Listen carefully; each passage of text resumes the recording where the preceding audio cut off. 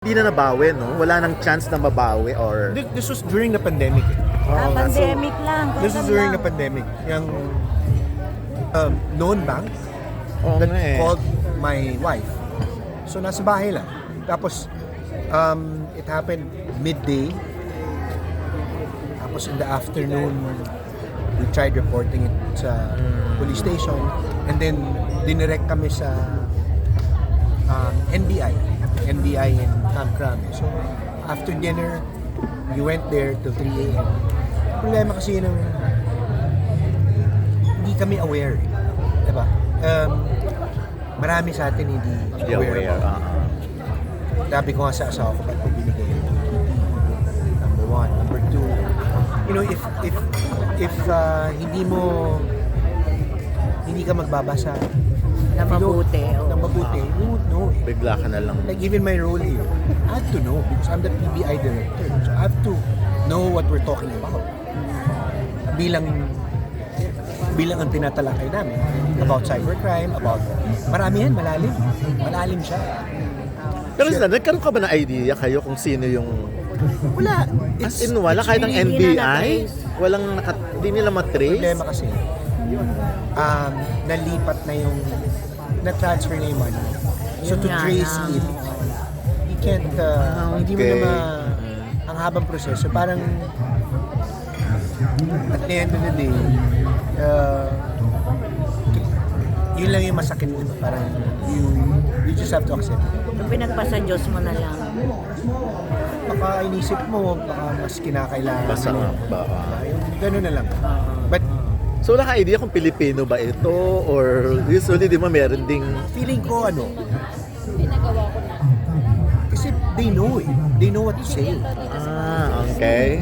Might be insider or maybe an ex-call center Okay, agent from or- working for the company. Parang, Because they know, may access sila. parang mga pogo-pogo nung time. How can you access the account? Diba? Tapos na-transfer mo dun sa kabilang. Parang kailangan mo i-transfer yung 200 na bilis. Ang bilis daw na pangyari. I didn't know. All the while I thought she was talking to someone important over the phone. Pero since then, naging doble ingat na kayo sa mga ngayon. ganyan. Oo, pag yung mga, marami yan eh. Telepono natin, Marami diba? yan. Correct. Oo. Hindi mo alam kung saan ang gagaling. Wag yung never open the OTP, never. Basta yung pagbangko, the best thing to do is call them straight. You have to know someone from your bank and then call them straight and ask them. Di ba may logo pa eh. Minsan yung mga Viber. Magugulat ka. Maaaring yun nga, sa yung dating nagtatrabaho. Kasi how will you know? How will you know? Ang problema. Sandali, ang dami mo ng project dito. Parang lagi This ka is na my third. Kaya nga lagi ka na namin nakikita sa mga event dito sa mga Yeah, brands. I'm thankful. How do you Same feel group. about it? Same group. Ang kinatutuwa ko kasi I always tell everyone it's good to work with a different set of actors. Kumbaga, lumipat ka ng party na may mga nakakasama. Mga first time ko katrabaho sa mga ito. Ito mga. Ito. Yeah. Okay.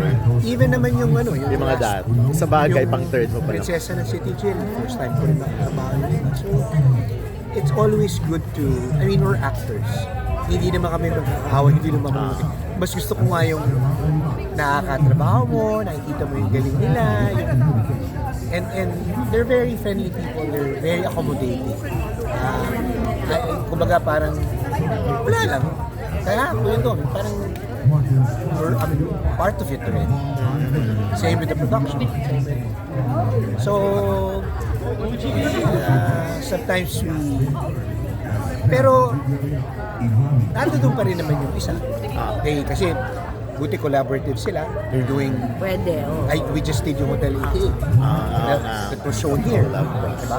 And then, I was supposed to be part of yung house kay Ate Shawi.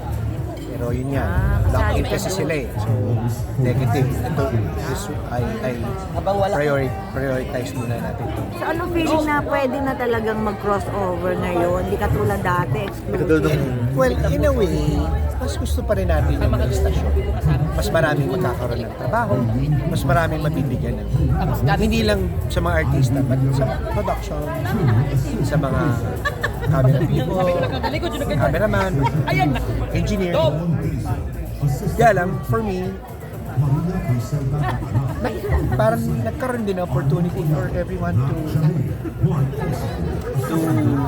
kumbaga, maka-attend ng or makapasok sa ibang tahanan.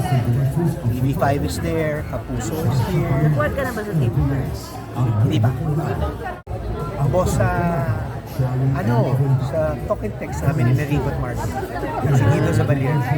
He's our boss sa Talk and Text. So, Okay, bukod po dun sa we're good nag-training po friends, kami we call each other. pag mag-start yung taping, nag-training po kami how to Akin it's sometimes yung mga bagay na nangyayari sa paligid natin. Bukod po doon sa baril, Nagsara man, but there's always an opportunity to open doors sa ibang lugar. Just be open to it also. Embrace challenging signs at embrace mo yung pagkakataon na ibinibigay din sa'yo. Alagaan. nagawa ko I na think sa it's the most dati. important. 2016 lang sa amin nila. Hindi lahat nabibigyan ng Na pagkakataon. nag-action Very community thankful. So ngayon, Pinagdadasal din kulang naman ulit natin. sa akin na mas serious yung action na ngayon. Ayun. Mas